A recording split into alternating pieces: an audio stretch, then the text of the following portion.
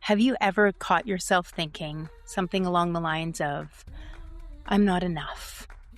I always mess this up. Or maybe it's, I have to prove myself. Or I'll never get ahead. Maybe you've tried replacing those thoughts with positive affirmations. Maybe you've read the books, listened to the podcasts, repeated new thoughts over and over again. And yet, the old ones just keep coming back. Why? It's not because you're failing. It's because you've been trying to change the leaves without ever looking at the roots. Today, I want to take you deeper into the invisible architecture that shapes every thought, every emotion, every choice, and ultimately every experience that you create. Because your thoughts do matter, but they aren't the whole story. And when you begin understanding what they're actually reporting, everything changes. Hello, and welcome to the Aligned Human Project. I'm your host, Dawn Elgin. If you've ever looked around at your life that appears successful on the outside, but feels disconnected on the inside, you are in the right place. If you've ever wondered why you keep repeating the same patterns, carrying the same emotional weight, or chasing goals that never quite bring you the peace you hope they would, you are in the right place. This podcast is about remembering who you were before the world told you who you needed to be.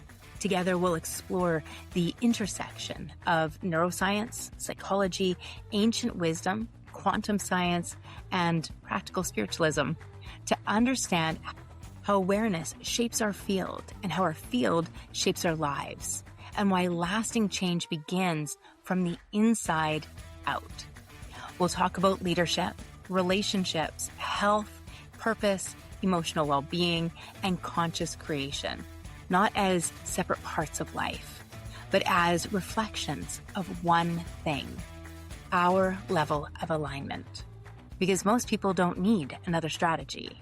They need a new relationship with themselves. So whether you're leading a business, a family, a team, or simply trying to lead yourself with greater intention, welcome.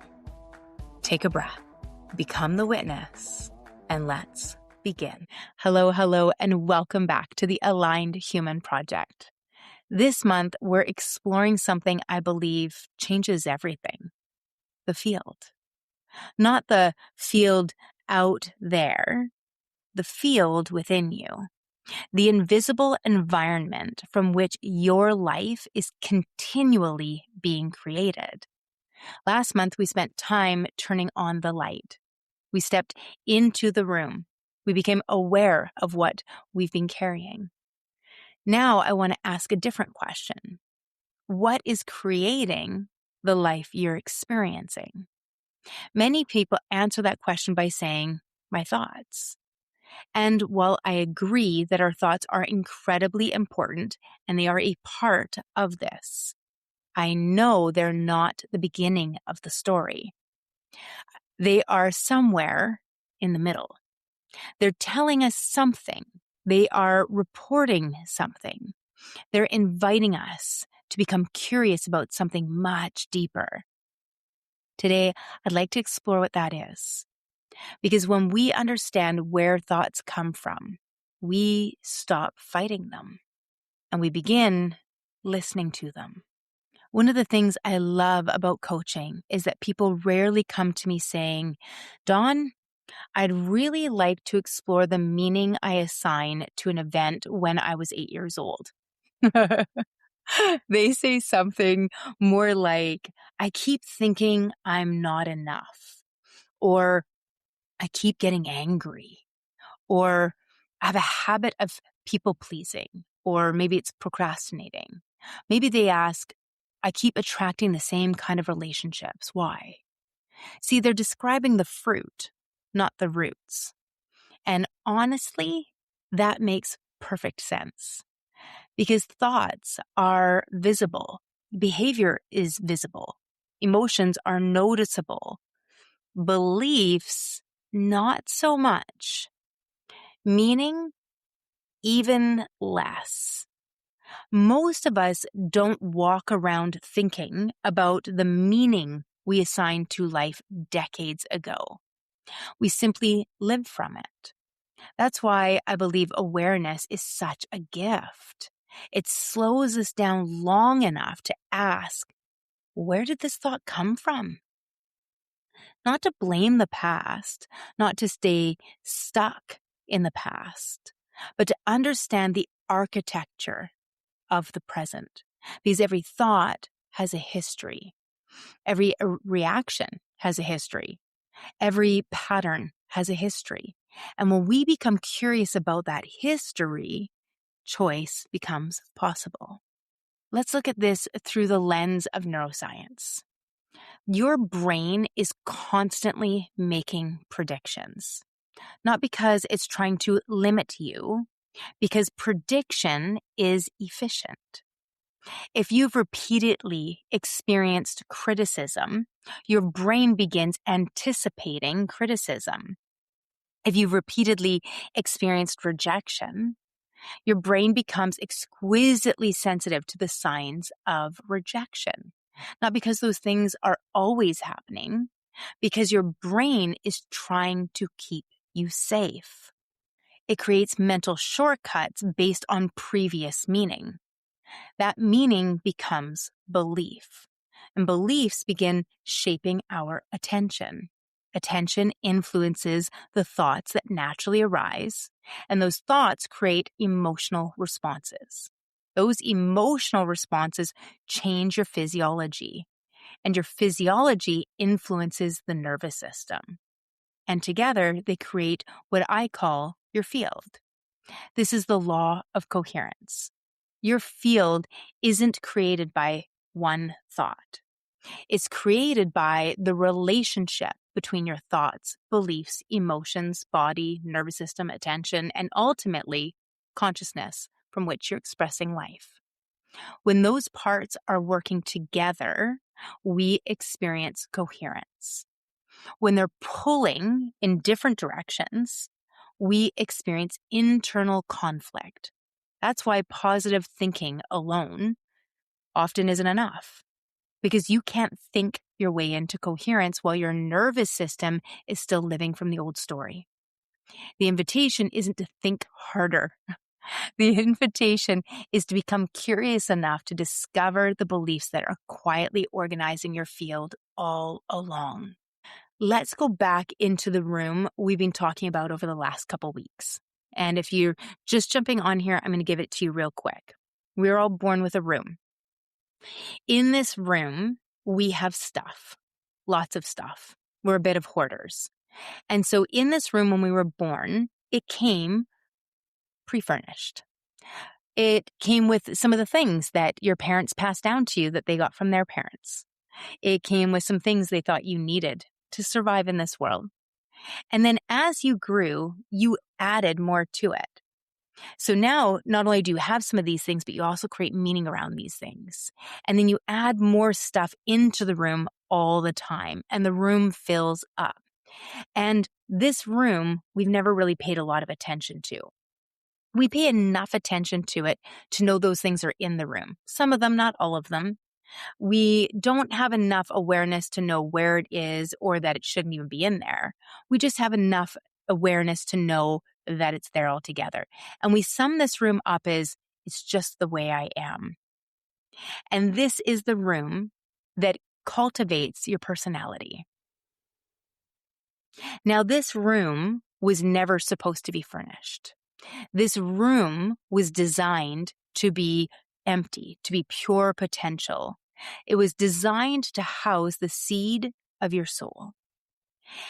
And it gets harder and harder to see the potential or be aware of the potential when there's so much shit and stuff and things covering it up, blocking it, obscuring your path, your way to that awareness, back to the soul, back to yourself. So this is the room that we're going to be talking about. Now, as we're going into this room and we become aware, awareness is the light in the room. Awareness is pure information. And so when you first begin to awaken, as they say, the idea is something causes you to become aware of the switch and you flick on. Maybe it's a podcast, maybe it's a book, maybe it is a spiritual journey, maybe it's a coach, a counselor, a friend, it could be all sorts of things. Something comes along and you become aware of this room. You flick on the light and you look at it from the door and you go, holy shit, look at all of this junk. It is filled with drama and trauma. And some of it, you might even have a good meaning that goes with it, such as the trophy you won when you were 11, when you were running really fast. And you don't realize that that trophy, although the memory was good, the reason the memory was good, quote unquote, is because your parents were proud of you. Your teacher was proud of you. People thought you were super fast. It became part of your identity. The trophy is part of your identity. And that trophy taught you, or earning that trophy taught you how to continuously try to strive and prove and receive a sense of safety, security, belonging, and love from the world around you. So although the trophy itself isn't bad, it's actually linked to something that's keeping you stuck. So our job, the journey of your entire life, is to not just become aware, but to know who you are and embody pure potential, which means to get there, we need to empty the room. And that is our job. And most of us are like, I don't want to know what's in there. That's why they don't want to meditate. People are like, it's too much work. It's too hard. And they will make excuses, justifications and excuses, which are just well thought out lies as to why they should stay the way they are. But once you know about that room, you can never fully go back.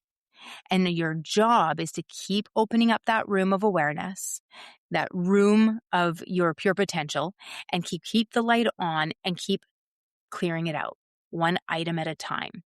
That's what we're talking about. All right. So now I want you to imagine you've started cleaning. You've let go of some of the obvious things, a broken chair, an old box, a few dusty trophies, and the room is starting to feel a little lighter. It's got a little more space. You can start walking through now. And then one day you notice something tucked into the corner, a tall metal filing cabinet.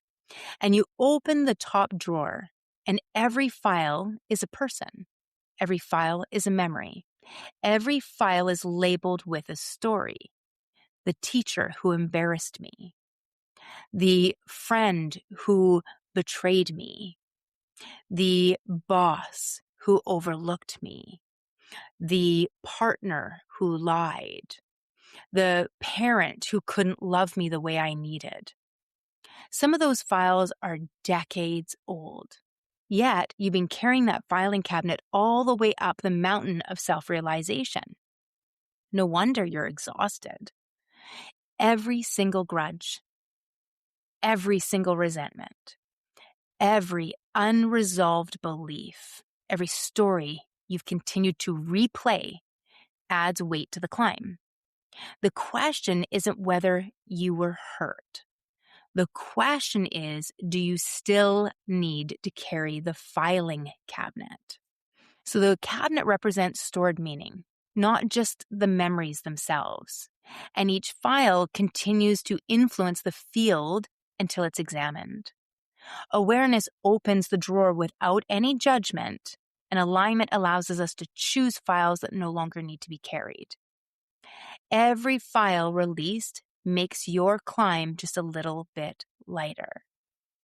So healing isn't about pretending the files were never existed in the first place. It's about realizing you were never meant to carry that cabinet forever. You were ever actually meant to create the cabinet at all. So thoughts don't appear out of nowhere. They emerge from a field. That's why trying to change a thought without understanding the field that produced it is like trying to change the reflection in a mirror without changing what's standing in front of it. The reflection isn't the cause. It is the result, cause and effect. The same is true of our thoughts. They're constantly reporting on the condition of the field they're living from. This is why the law of coherence sits at the heart of field and form. Everything is communicating with everything else. Your beliefs influence your thoughts. Your thoughts influence your emotions. Your emotions influence your physiology. Your physiology is part of the nervous system that is shaping what you notice. What you notice reinforces the beliefs, and the loop continues until awareness enters. Flick on the light. Awareness doesn't break the loop. Awareness reveals the loop. Alignment changes the loop. That distinction really matters here. Because if awareness alone changed our lives, every insightful book would transform us permanently. Every podcast would change us forever. Every breakthrough would last. However, we know that's not how transformation works. Real transformation happens when awareness changes our next choice, then our next, and our next. One conscious choice begins creating a new pattern.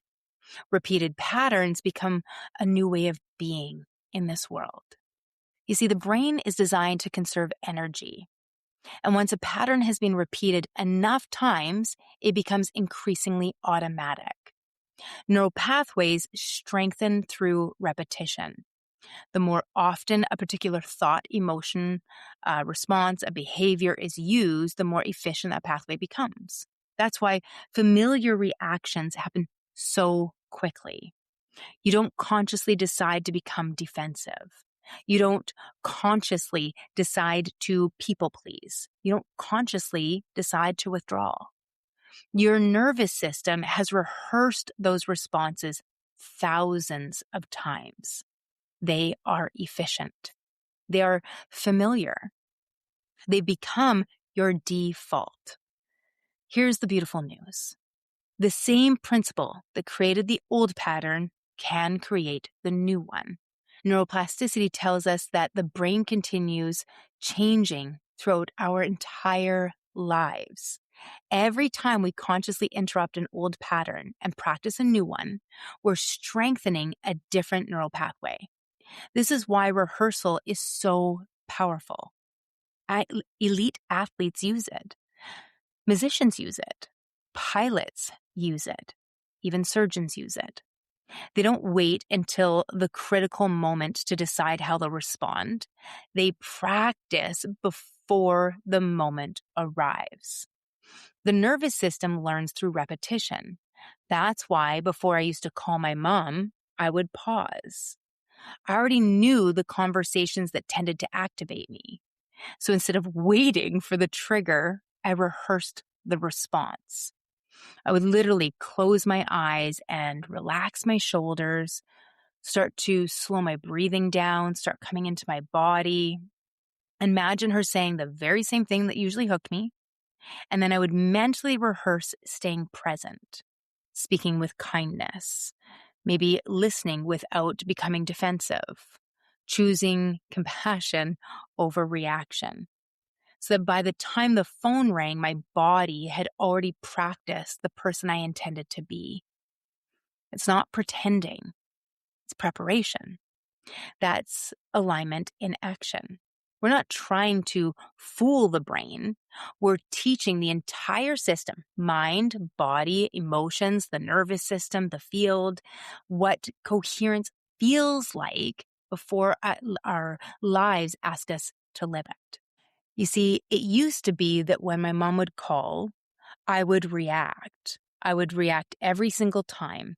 And it was more a matter of how quickly would I react as opposed to would I react at all. So I needed to take the time to settle my system, even to the point that sometimes she would call and I wouldn't answer the call, and I would call her back about 5 minutes later. I would say something like, "Hey, Mom, I just saw that I missed your call." And the reason that I would do this, there's no need to trigger her or be insulting or be mean. It has no value. So with full intention, I would make that lie and I would say, hey, mom, I just missed your call. And maybe I'd say, how are you? What's going on? What's new? Whatever the question was going to be. But between when she called and when I would return the phone call, I would settle myself. That's my job. My job is to be in control of myself, not in control of her, which is what I'd been trying for 40 years. It was for me to be in control of me. So instead, I would pause.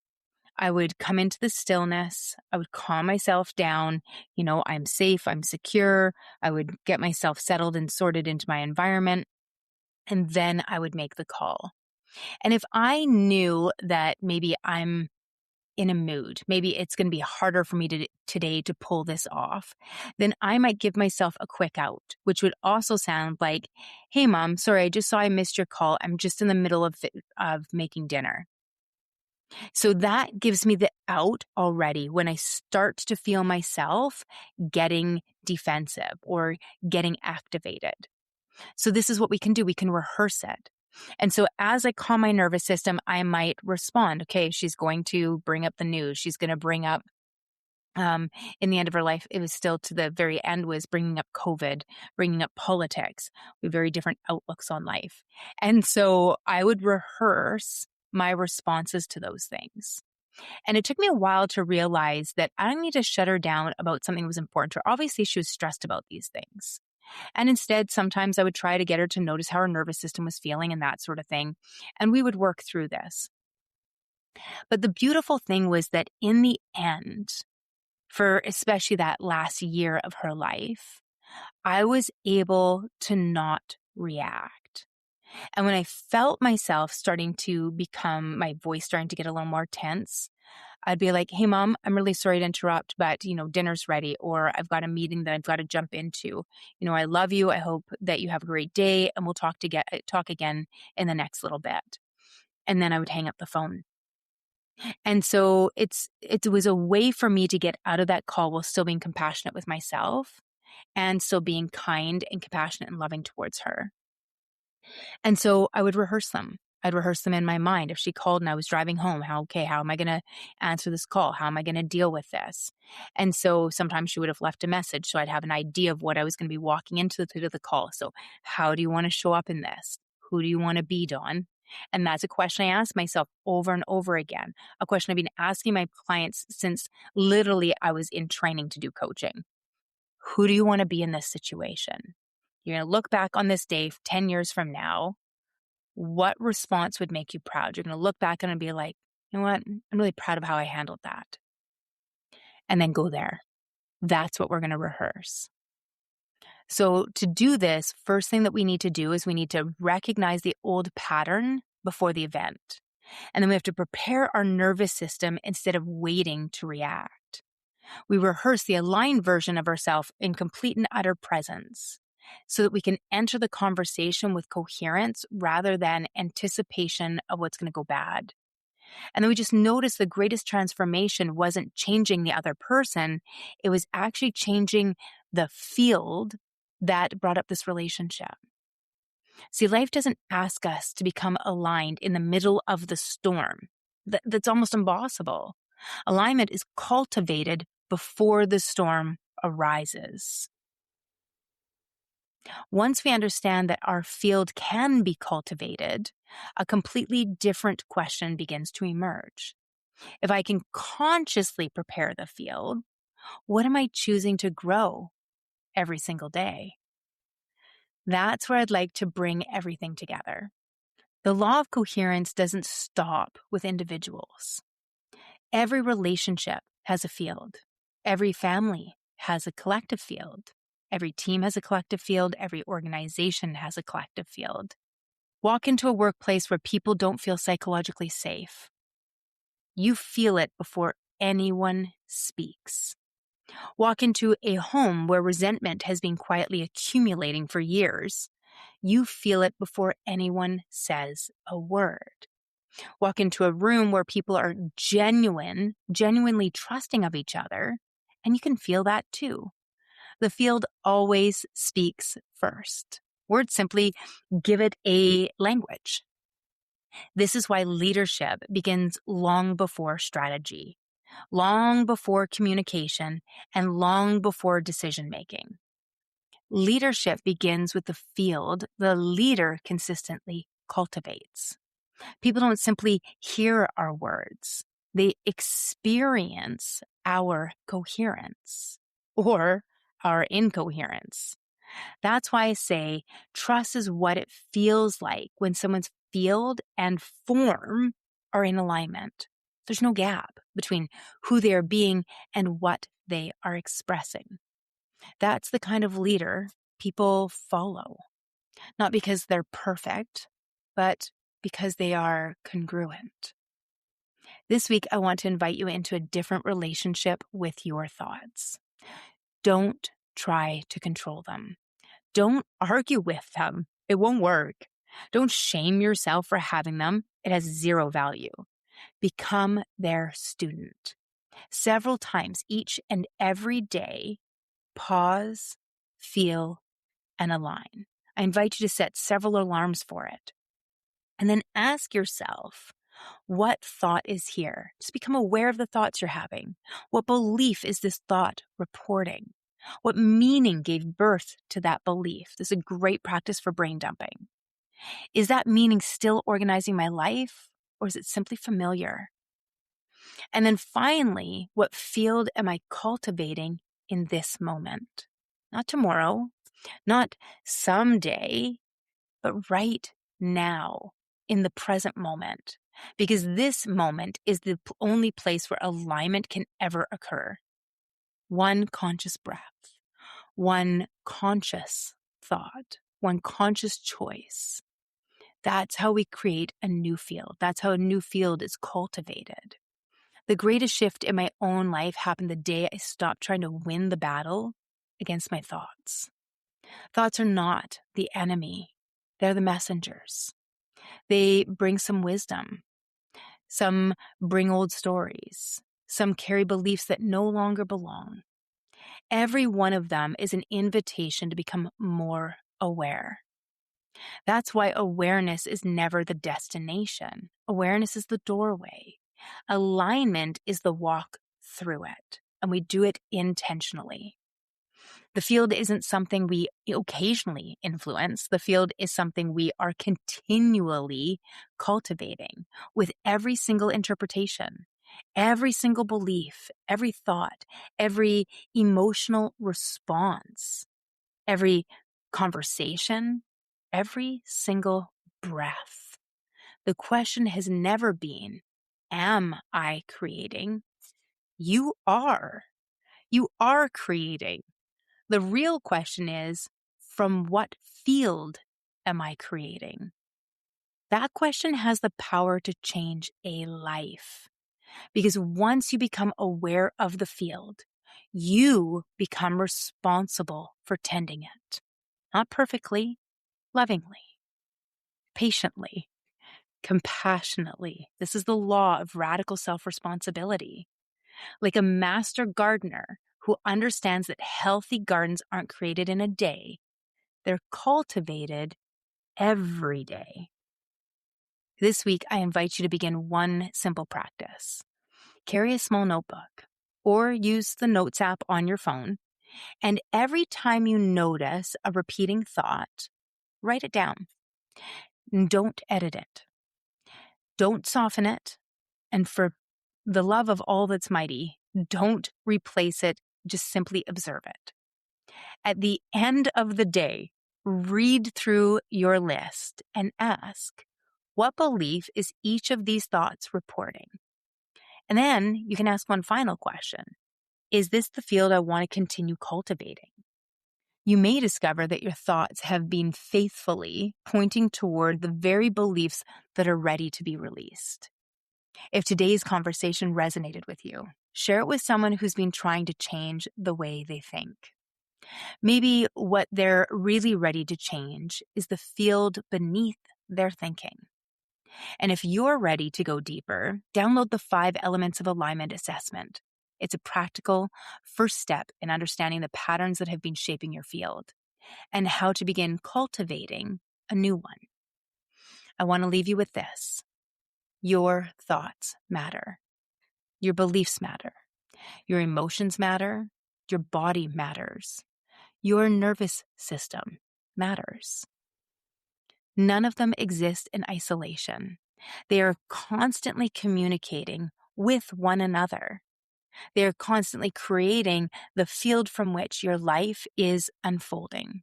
This is the law of coherence. When your thoughts, beliefs, emotions, body, values, and actions move together, life begins to move differently. Not because the world changes, because you change the field from which you met the world. So stop trying to paint brown leaves green. Become curious about the roots. Tend the soil. Trust the seasons. And remember, awareness reveals. Alignment chooses. Coherence organizes. And creation expresses. The witness is the gardener. Attention is the sunlight. Choice is the water. Beliefs are the seeds. The field is the soil. And form is the harvest. So cultivate your field with the same care you would cultivate the most beautiful garden you've ever imagined. Because the harvest you're experiencing tomorrow is being planted by the field you're cultivating today. You are the witness. You shape your field, and your field shapes your life. Until next time. Thank you so much for spending this time with me today. My hope is that you leave each episode not with more information, but with greater awareness. Because awareness is where every meaningful change begins. If today's conversation resonated with you, I'd love for you to subscribe, leave a review, and share this episode with someone who's ready to stop surviving and start living from alignment. If you'd like to continue this work, you can join us inside the Aligned Human Project community. Explore the free 5-element alignment assessment or learn more about Align Your Life, Aligned Living, and Alignment Operating System at practicalspiritualismco.com. Remember, awareness reveals, alignment chooses, and creation follows. You are the witness. You shape the field, and the field shapes your life. Until next time, keep pausing, keep noticing, and keep choosing. I'll see you in the next episode.